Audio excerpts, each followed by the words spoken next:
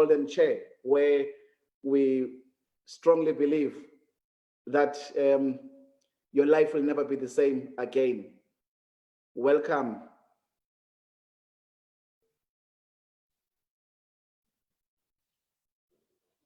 Welcome to the Golden Chair, a place of economic empowerment, a place where lives are being changed, a place where if you log in here, your life will never be the same again. We really hope that you're going to have a great time this evening. We are honored and very much honored to host a brother, Sbonelo Mbatha, who hails from Ezinqoleni. Most people bazi ukuthi sezingolweni, okay? I don't know the difference between Ezinqoleni and Ezingolweni. He will tell us why it was even called Ezinqoleni in the first place and why it was changed to Ezingolweni at some point. We're really honored, Babu Mbatha, to host you. He is also a born-again Christian under the leadership of Umfundisi Zulu, Erolik Kwamashu. He's an elder, Sontweni. Welcome, Mtia. What an honor it is to be invited in this golden chair, and thank you so much for having me. I do hope that your followers and your fans, I'm not sure if that's what it's called, I do hope that they will find this conversation very valuable. And thank you once again for having me. Thanks, Mtia. Just before we get to your journey, because I know most people are interested to know, how did you make it from a petrol attendant to owning so many petrol stations? We always say, izinkomo zendoda azibalwa. So we can't mention the number, but it is quite a substantial number. It's not a one-digit figure. It's more than, it's a two-digit figure, but inkomo zendoda azibalwa, as you know. The question, tell us about Ezingolweni, the name, and then straight into this beautiful story, which each time I hear about it, I get, I start sobbing. Well,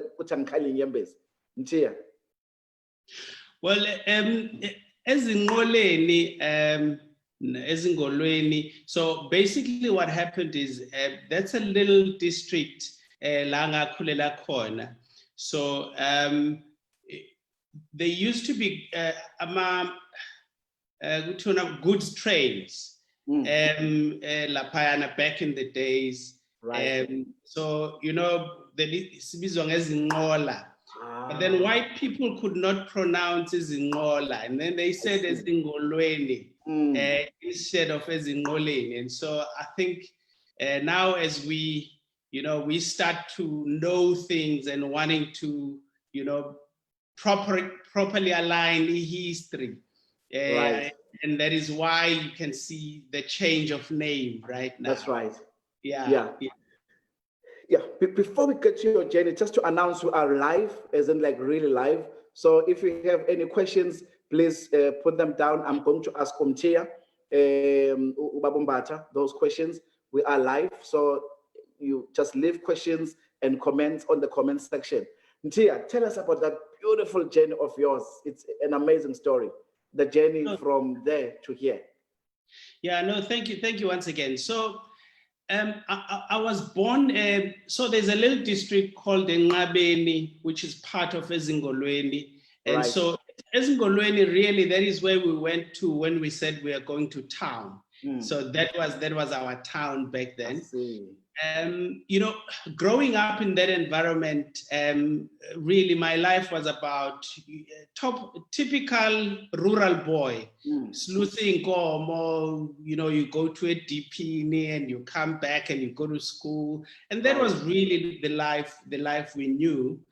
A lot of people ask, a question, was I poor? And every time I answer that question, I say, no, I was not poor, because I knew poor people then, but that's not right.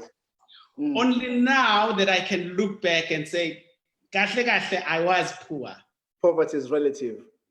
Exactly. Yeah.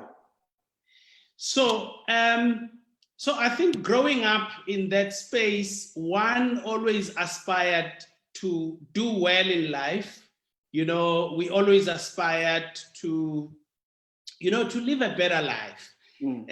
But the interesting thing was that our reference point was very limited. So if you ask me back then, what do you want to be when you grow up? We all, came up with the usual suspects, poise, nurse, dokotela, and all those things. And I happened to study accounting. It was new at the school there. It was called commerce. It was commercial subjects. I didn't understand what it meant. All I knew was that it's commerce. And then I studied that commerce, and it was business, business studies and accounting. Right. I honestly had no clue what it is that I was studying. Right. And later on, when I was doing standard 8, I had to now find out that, this thing that I'm studying, what is it going to help me in future? Right. I asked my teacher, what can I be when I grow up? My teacher said, you can be an accountant or you can be a bookkeeper. So at least I had an answer now for all Omkhulu who used to ask, right. Accountant Mkhulu, So I then aspired to be that accountant.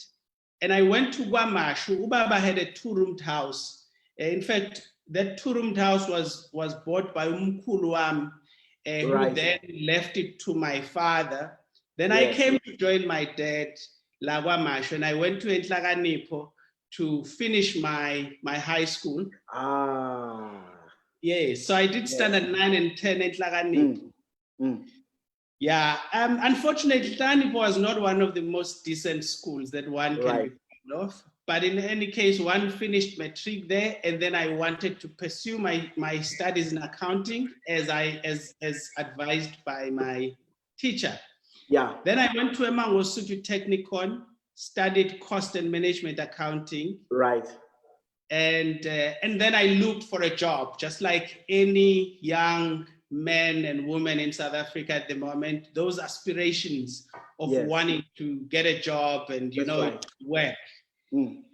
And how I got into this space, I'm just cutting a very long story. How I really got into the service station space was in the absence of everything else that I had tried. When all failed, I went to work at a service station as a by the way. I was just trying to do something while waiting. It was not meant to be a destiny. And so, telepetrol, and the next time I'm a cashier and I'm a merchandiser. But remember, I'm trained in numbers. So I understand what is debit and what is credit. But most importantly, I understand net profit. So when they put me in the office, that's when my lights started to, I started to lit up, because I now started to see the numbers. I started to see the income statement, and I started to add 1 and 1 together. And I was like, hey, why does it look like this is such an interesting business? I had nothing. I had no cent in my name. My dad is just so it's not like one had any background where there's some money or trust, family trust or anything like that. But what happened, and what I want to, your viewers to know, is that there's something called a dream and passion and zeal. I read a book at the time that was written by the late Miles Monroe, which was it's an old book, Realizing Your Potential. That book did something in me that I cannot put into words. I started reading that book. And then the second book I read was by my all-time favorite, Robert Kiyosaki, Rich Dad, Poor Dad. Now, those 2 books changed my life. I started seeing myself in a very different light. Yes, I was living in a 2-roomed house without electricity. I think our house was one of the very few that didn't have electricity, but I never saw myself as poor. In fact, one of my cousins reminded me a few years ago and said, do you remember what you used to tell us? And I don't remember, but it means that those are things I used to tell them. And I used to say to them, being born in a particular family is not your choice. That's right. But where your kids are born will be your choice. That's right. That's and being born poor is not your choice, but dying poor is somewhat your choice. And so I used to think about those things because I feared poverty. Yeah. Even today, if you ask me, what is my motivation? Right. It's fear of poverty. I fear to be poor. There's nothing I fear than poverty. And that for me is my biggest motivation, you know? Yeah. Anyway, to cut the long story short, right. With no other options available, I then found myself at a service station, and I was a manager, and I moved from one service station to another, and I acquired a lot of experience at the time until I was no longer looking for a job. I was now looking for the capital for me to be able to buy my own business. Yeah.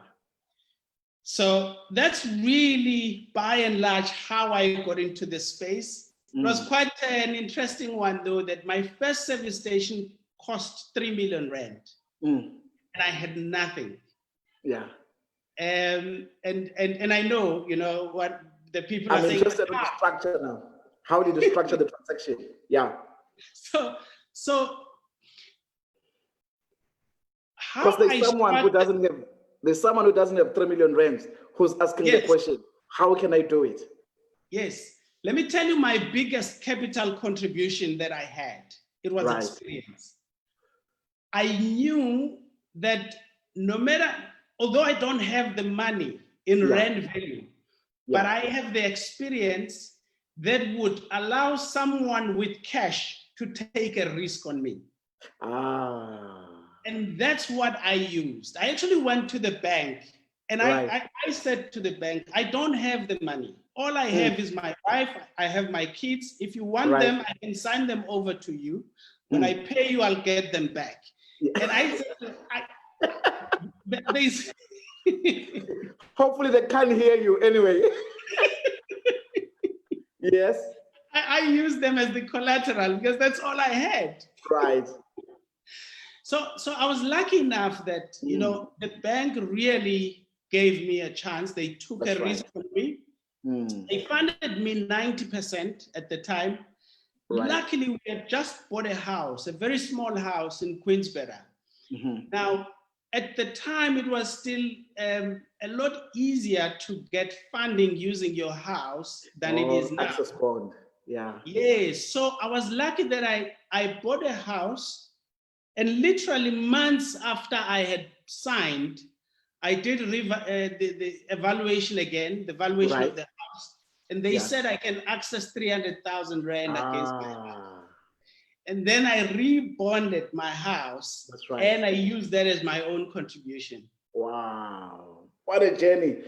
For those who've just logged in, we are hosting Sbonelo Mbatha. He's just told us a very interesting story, how he started from a petrol attendant after graduating a university with the accounting, and in the absence of a job, he went straight into working as a petrol attendant because there was absolutely nothing that he could do, and he built experience. How long did it take you to build experience before you owned your first petrol station? Was it 5 years, 3 years, 2 years? Yeah, it was about 5 years. 5 years. 5 years, yes. Yeah. So to someone who's out there in your sector, irrespective of which sector you're looking at, build experience in your sector. It will be easier for other people to take risk on you because you now have the experience. You are now selling your experience. You are now selling your expertise for you to be able to get to the next level. We can see a lot of people are watching. We siyabona Malusi Mapanga, siyabonga Zama, Sibusiso Xaba, Nathi Ntsele, and several other people, Ayanda Ntuli, Zanele Kena, Israel, Kizes, Pumelele. We all recognize you. There are too many for us to be able to recognize everyone. Let's get to Mtia, the impact of the lockdown in the fuel retail sector, Emma Karaji. What is especially around the reduction or increase of the literage, and number two, in respect to the job security retrenchments. Yeah. So it's been a bit of a mixed bag. So let me start by so the impact.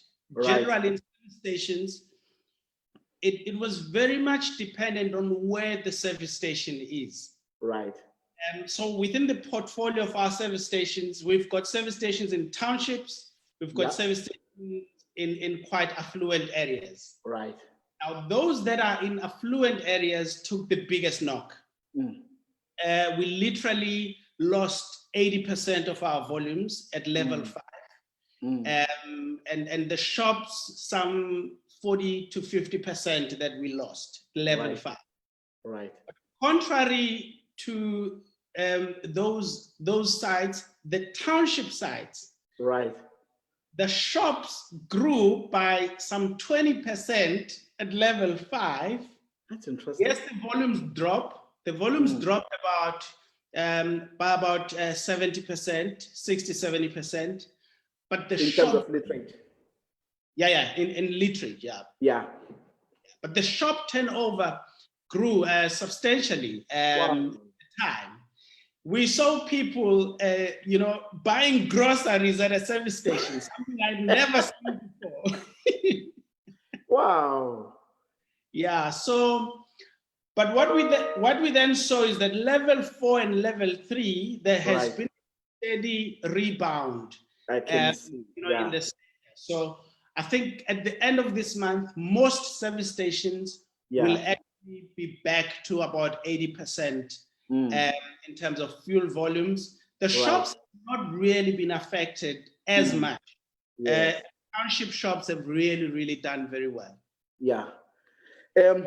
Keep putting those comments and questions. We are going to take your questions a little bit later. We can see Umpostoli, Upidingo, Bomlo, Siana, Sbonelo Mbatha, Keti Wendaba, Nomkosi Mthethwa Ngiba, Zazi. Hopefully you are recovering, my brother.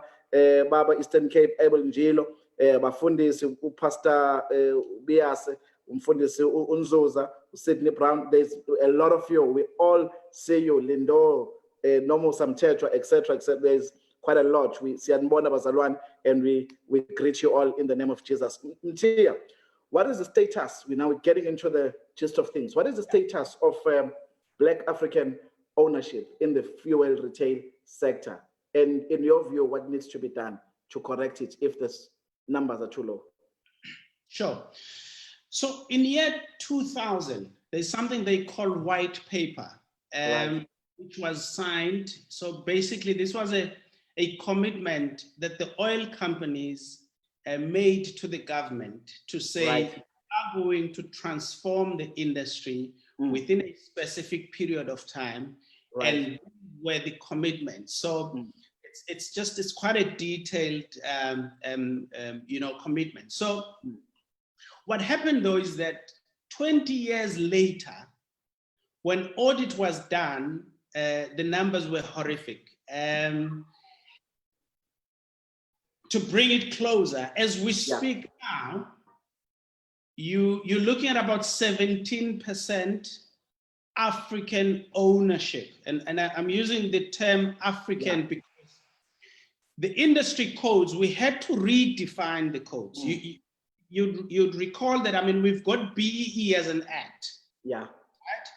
But within BEE, then had to have sector-specific codes which talk to a specific sector. The fuel retail sector had to sit down and say, yes, there has been some level of BEE, transformation in the sector, but it has been more towards a specific race and not the entire Black as defined in the Act. That's right.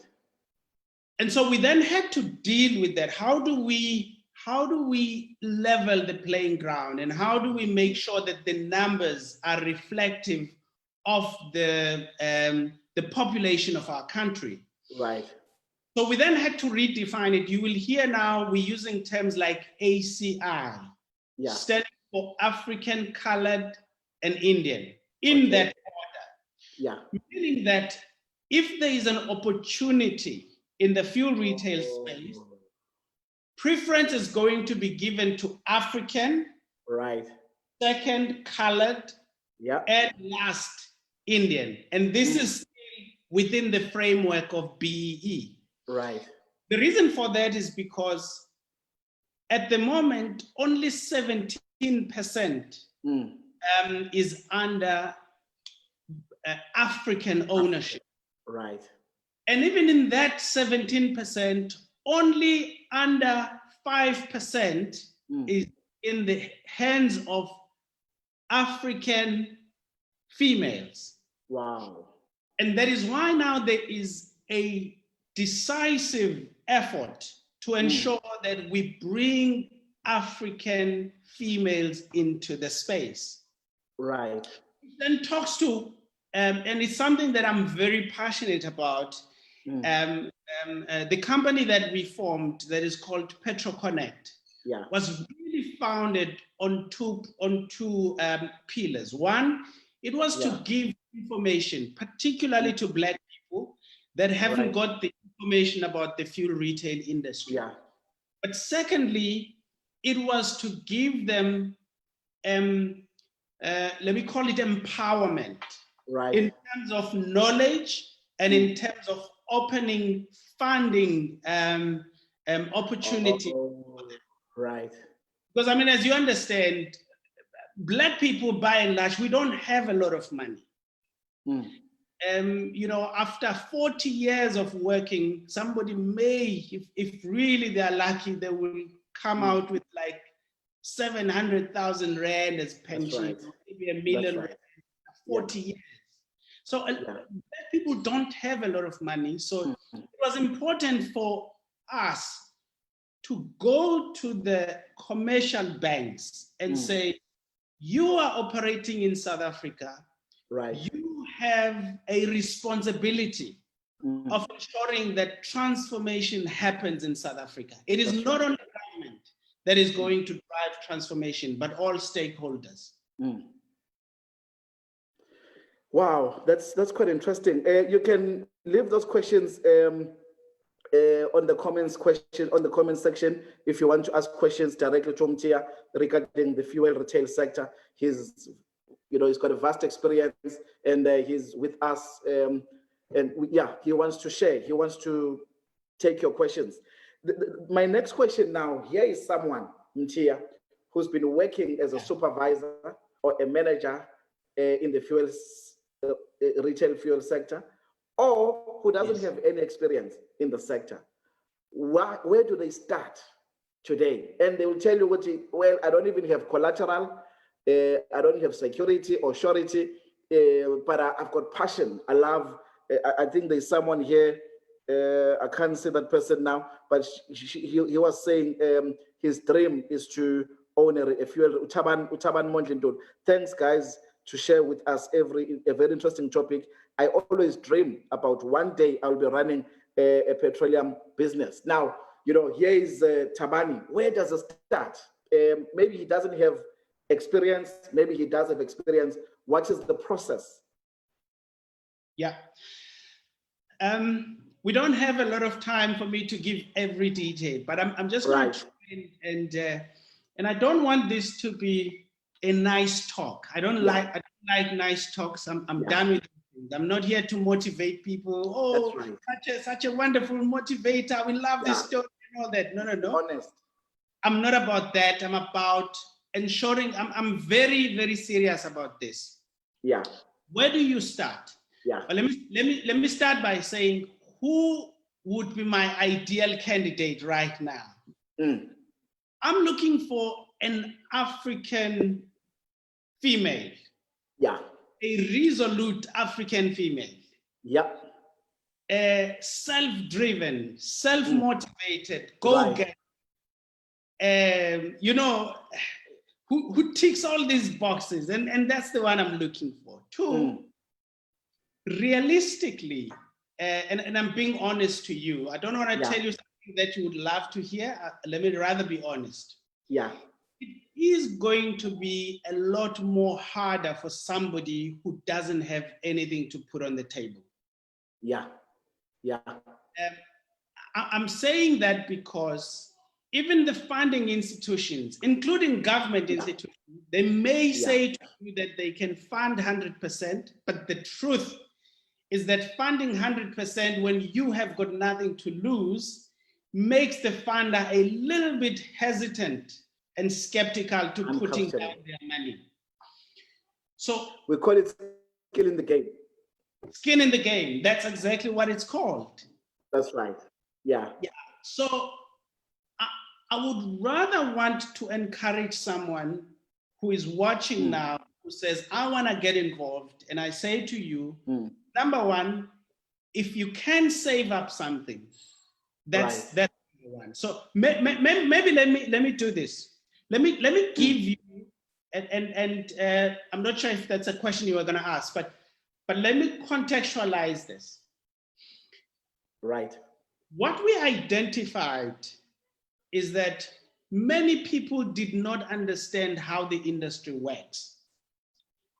And hence we opened an academy, Petroconnect Academy. And this was really to upskill people, teach people about the industry, the margins in the industry, the policies that govern the industry, and how to go about, buying a service station. You will recall that you've never seen a sign at a service station written for sale, and you will never see it.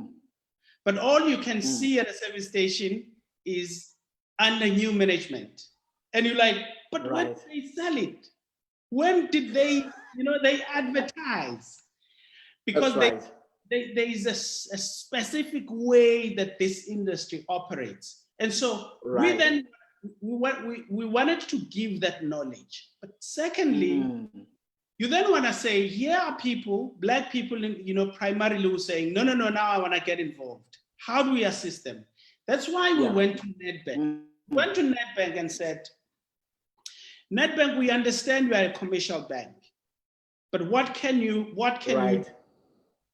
After many, many discussions, these are four things that we agreed with Nedbank. One, that they will fund a Black person even with 10% own contribution, which commercial banks generally don't do. Yeah. That's true. That's true. You will fund this business if the cash flows don't make sense in terms of, remember, this person is highly geared. And perhaps with 5 years could be a little bit of a, too tight to be able to pay back the loan. Yeah. And we said, can we extend it to 7 years? And they said, yes, we can. Okay. Then we said, okay, good. Yeah. But number three, these people don't have collateral.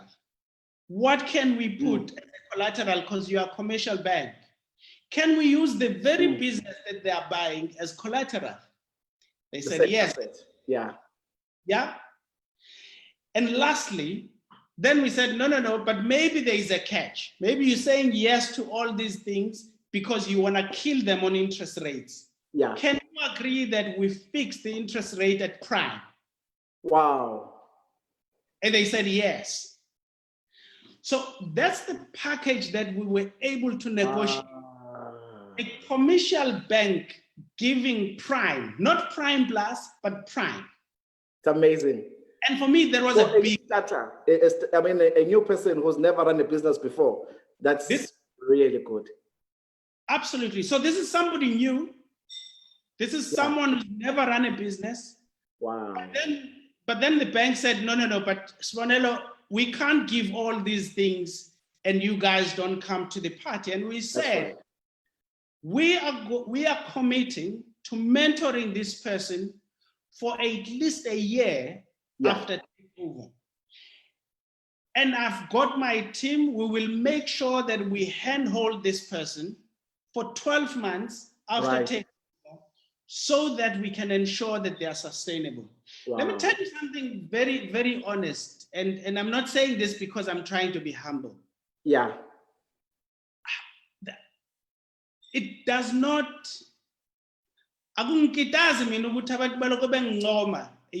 like I'm some special Black person who is so bright and doing something that many people can't do. Yeah. It honestly doesn't please me. Because I understand one thing. Yeah. Many people that are not in this space, it is not because they can't. It is just that they were never given the opportunities. Right. And one of the things that I wanted to do, something that's very close to my heart, is to open opportunities for fellow Black people. Wow. That's what I'm about, opening opportunities for them. But at the same time, because I understand that we have many enemies, of transformation. Yeah. That is why we're committing to ensuring that we mentor these people so they don't fail. That's because right. If they fail, many people are clapping hands and like, yeah, we told you about these Black people and this transformation. That's right. And I know that Black people are very smart. They're very, very smart people out there who can do 10 times better than I can. Right. They just need a chance, they need support, and they need an opportunity. Yeah. Continue. So basically, that's really what we tried to put together as PetroConnect in ensuring that we play a meaningful role in this transformation space that we are all in South Africa. My follow-up question, I see people are asking where can you get where can you get information about PetroConnect organization that Sbonelo Mbatha spoke about? There's another question. Once you've purchased the franchise, do you own the property? We'll get to that side later. But yeah, the Nonkyambo Sundays is saying, I'm your candidate, Ketty Wendaba. It's been a dream to own a fuel company for long, etc., etc. So people are excited, for the information you're sharing with them. But my question, follow-up question, Tia, is that what would typically, obviously, the service stations they can range from R1 to 100 okay? That I acknowledge. But what would typically be a minimum own contribution, typically of 10% in a low end of the petrol station and possibly medium to high end? If you can give us an idea so that Umlaleli who's listening there will say, well, I've got a goal. We will always say the first contribution must come from 3 Fs. We call them triple Fs, your family, friends, and familiar people. Because you can't go to the bank and borrow your own contribution. It's either you borrow from your friends, you borrow from a family, or you borrow from people that you're familiar with to get that contribution 10%. It may be your own savings. What sort of numbers are you looking at in here? Just a rough estimate, low end, medium end, and high end. Sure.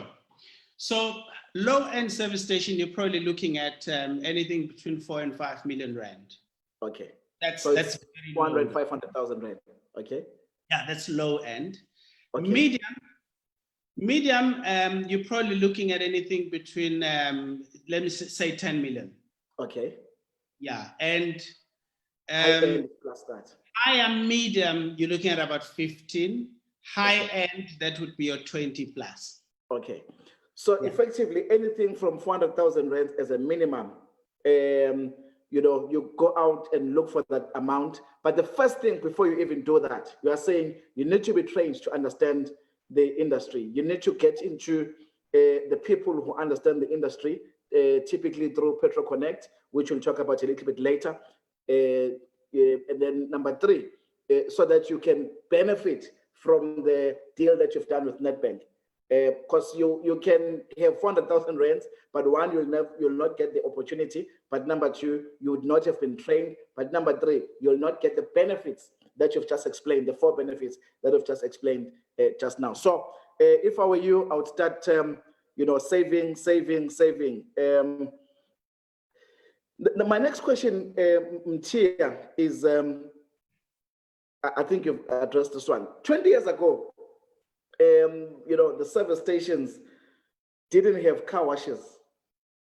We only was petrol only, no diesel, no faramatai. But now they have car washes, they've got retail stores, they've got cafes, they've got Pick and Pay, Spa, etc., which in business we call vertical integration. So the same shop is now saying, let's go deeper and use the facility. In your view, where do you see the future of a service station? Well, within the context of the 4IR, and futuristic and what is happening globally and what you've read about, or maybe your own ambitions as well, which you'd like to see in the fuel sector. So South Africa has got interesting dynamics. Yeah. If it were not, there are certain things that I know that by now, yeah, we would be far ahead. One, right, we would be having petrol attendants if it Yeah. were not South Africa. However, because we are in South Africa right now, we need jobs.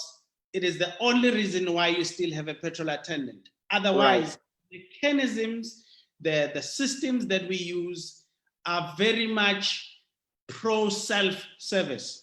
Yes. So I can say that the petrol attendants and cashier jobs will come to an end at some point. Yeah. And I said that it is a truth. Even right now, we can do without petrol attendants. We don't need them, but we have them because of job scarcity. Yeah. So what you can see in the future is what a few years ago I was in the US, and I went to this huge retail store. Right. And I did my shopping, and as I was exiting, I'm looking for a cashier. There was no cashier. Yeah. All there was were just scanning systems, and there was a payment system, and I paid. Boom, I was gone. There was nobody to even scan my products. That's right. These are things that are coming. When South Africa may delay a little bit. Right. But another thing, one of the questions that I used to get, people saying, yeah, but I mean, the fuel retail industry, do you think that it's still gonna be, sustainable over some period? Remember that we've got introduction of electric cars now, there is hybrid and all that. And my answer is, in my view, this is my personal view, I think for some good 20 years, we're still going to be quite strong in fuel in South Africa. One of the reasons is simple. Treasury collects over 67 billion rand on fuel taxes in South Africa. So that is one of the easiest tax collection systems the government has through the fuel taxes. And so for them to allow anything that threatens to take that away, they're going to have to come with a substitute of some sort. And I don't see it happening in a very short period. I'm not saying that the gas hybrid cars are not going to come. I mean, Toyota is actually putting up a plant right now. Chargeable cars and all that. Those will come, but I don't think they will gain that much momentum. So I still see a future within the fuel retail space. So some of the changes that you're going to see, you are now going to see more online deliveries in our shops. You're going to see a mixed delivery now, people buying things, buying bread online. That's going to be delivered to your house. So you're going to see less people flocking into our stores, but people more buying online. So those are some of the things that you're going to start seeing in the next couple of years. And some of it is driven by COVID-19, just fast tracking it. So just some, I think those are just some interesting insights. Thank you. We have a question from, thanks a lot, Timtia, from Umlungisi Kumalo. Umlungisi is saying, once you purchased a franchise, do you own the property and the structure of your franchise, and it can be transferred to the next generation? Thank you. I'm not sure whether the question is clear. No. It's a very clever, educated question. Thank you. So without being too technical, you've got three main different segments of a service station, or rather category. You've got something called a Koro, the second one called a RORO, and the last one called a third party. Yeah. Let me start with the first one. KORO stands for company owned, retailer operated. Company being the oil company, and is operated by a retailer. Right. We backtrack just one step. You have 2 licenses in this space. Yeah. Let me focus on 2. There's other licenses, manufacturing and so forth, but let me just focus on 2. Yeah. You've got a site license, meaning it's the license attached to the property upon which the service station is built. Right. Secondly, you've got a retail license, which is the company or the person operating the business where the site is built. Right. You cannot own both a site. No, sorry, I'm lying. You can own both site and retail license, but there's a third license called a wholesale license. Right. Now, this is now for wholesalers. You can't be a wholesaler and a retailer at the same time. That's double dip. Yeah. So in a KORO, this is now a company owned. Yeah. Meaning the oil company bought the land, put up the structure, right, and built everything. By law, because they now have a wholesale license, the oil company will have a wholesale license. Yeah. They cannot retail. Right. Therefore, they need you and I to run the retail operations. I hear you. Yeah. So you can then own what we call a KORO, which is where the oil company owns the assets and the property. You can only own the business operations. Yeah. Most of South African service stations do fall in this category. Okay. Let me just touch on something very important. When you buy a KORO, in other words, you don't own the property, but you own the business. Yeah. When you sell, I can't go and sell direct to Mr. Khambule because he's a mate of mine. Yeah. I inform the oil company to say, now I want to sell. And the oil company, in this case, they come to PetroConnect and say, evaluate the service station, the business. Okay. And then secondly, do you have people within your pool that can buy? Right. Then send them 3 people from our pool that we've trained. They interview.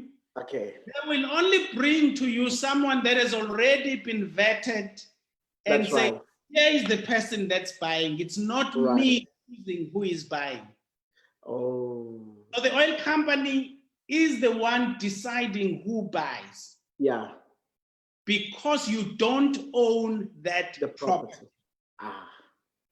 But the second one is when you build. So the second one is when you say, you found a piece of land and you develop that piece of land, you build or you take a loan.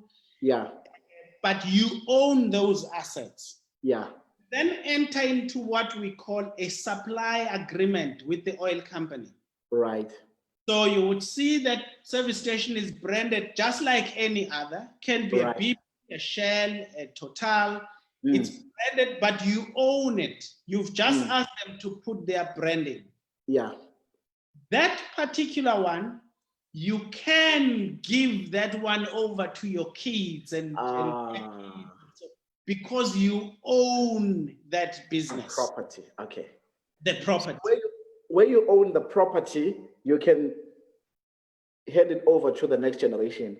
But where you own the business only, you cannot hand that one over because you have to hand it over back to the petrol company. And the petrol company would come to PetroConnect and say, PetroConnect, among the people that you've trained, who can qualify to run this petrol station? Okay. Absolutely. There are 2 other questions that I'll take. There are quite a few, but I won't be able to take all of them.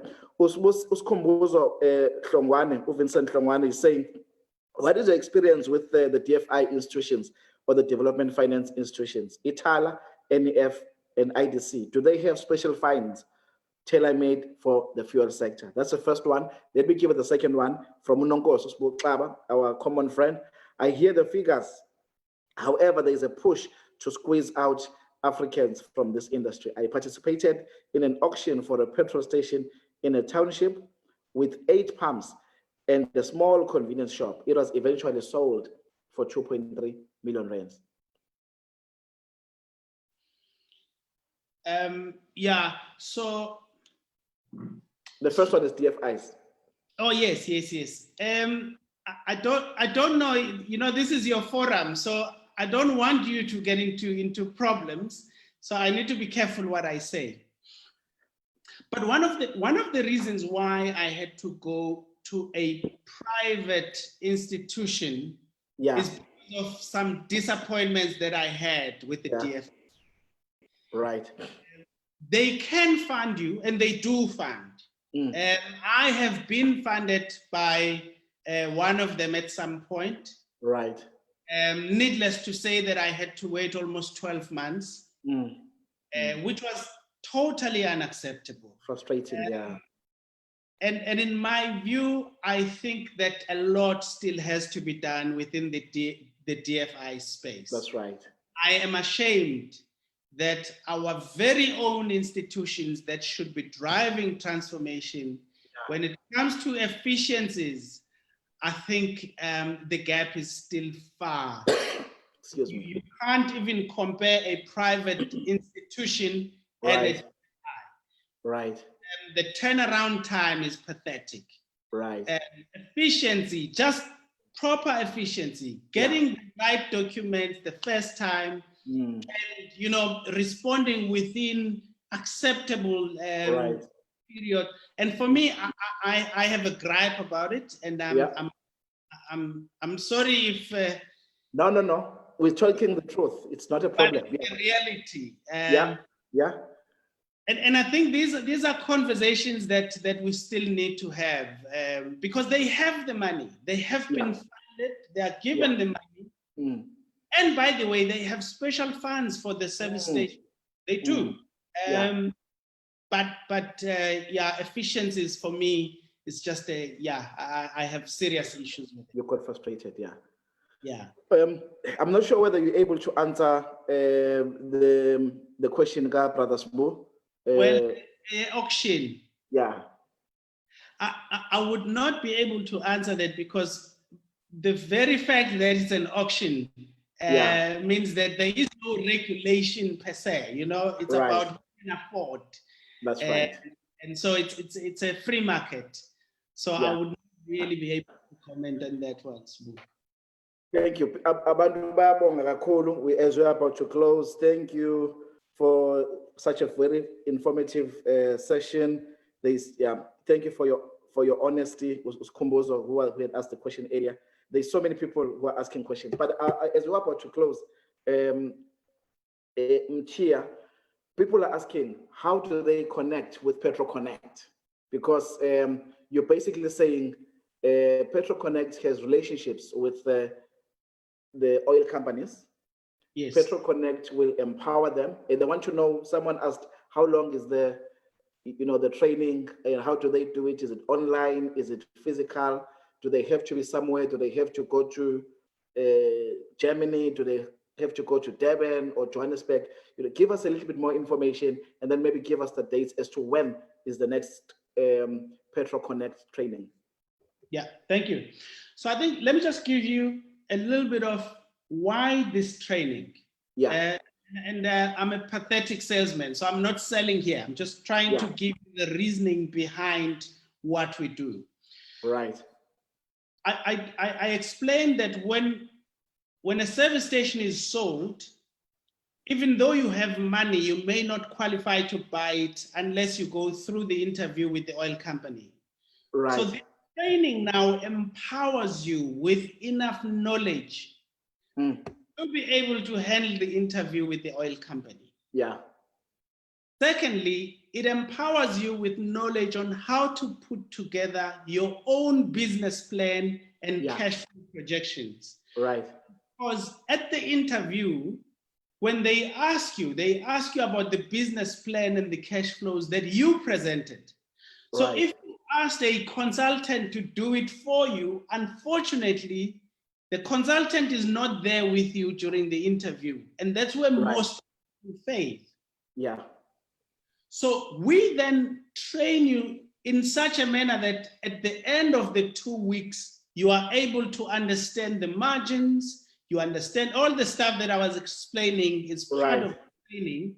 Right. And what we then do is, at the end of it all, we then put you in that pool and you are given sort of first preference, because the service station is up for sale. We have done the valuation, and you are the first one to know that there's a service station that's up for sale there. That's right. And you've been trained on how to put together the business plan, and we can actually assist you and train you and coach you on how to conduct yourself at the interview. For the period of 1 year. May not necessarily be the only way for you to buy a service station, but it gives you an advantage. Okay. It gives you a head start. It does. So people then who ask, when are these trainings? So we've got one. Unfortunately, I don't think there is much more space. Maybe they can take, I think, maybe 2 or 3 more people. But people can get in touch with Uvelile. They can drop an email, Uvelile, which I'll give at the end. So I think every month now, because of the backlog that we have, we've got a lot of demand from the oil companies saying, guys, do you have more people? And I'm seeing that we're starting to run short of people in our pool. So that's a good problem. So we're now just trying to make sure that we get more people trained. I have to say this as a disclaimer though. Do not take everybody who applies. There is a criteria that they have to go through. And it does happen that somebody may apply and you may not be accepted. So I have to say that up front. So there are certain criteria that you're going to have to meet to be accepted in the academy. Let me say this as I'm about to close. 2 things. One is, if you are driven, you are a Black African lady, you get priority. Black African male, you are a second priority. And then Indian female, Indian male, and Indian colored male, colored female, you are also in the list of Black empowerment. So, but the first priority, as you were saying earlier, the first priority is Black African female. You've got to be driven, you've got to be a go-getter, you've got to really show that you want to get it and you want to become successful. Before I give you the closing remarks, Mtia, I just want to say, next week we are hosting our topic same time, 6 o'clock, 6 to 7, will be on property development, running a property development company, starting and running a property development company, as well as facilities manager, facilities management. Our guest is Ipeleng Mokari. She's the recent SAPOA, South African Property Owners Association president. So please do tune in again at 6 o'clock next week. 6 to 7 is the time that we tune in. We're here to empower you. We're here to give you, information so that you don't ask, you don't go to Abandaba wrong, who will give you wrong information, who will charge you an arm and a leg when we are able to give that information. So if you're interested in starting a property company, it could be student accommodation or anything within the property space. For about 3 weeks, we're going to be speaking about property. So next week, we're speaking to Ipeleng Mokari, and then the following week, it will be a few other things. Mfowethu, your last word as we are about to close. No, thank you very much. So I think I'm very, very passionate about this. I would love to meet many Black people that are driven, that are serious about getting into this space. And people can actually go onto our website, www.petroconnect.co.za. Right. Or those that want to inquire specifically about the training program that I spoke about can send an email to velile@petroconnect.co.za, velile@petroconnect.co.za, and she will be able to engage with them and give them much more information that I could not give in this platform. Thanks a lot, Mtia. Thanks for your time. We really appreciate your time and the wealth of information that you've shared with us.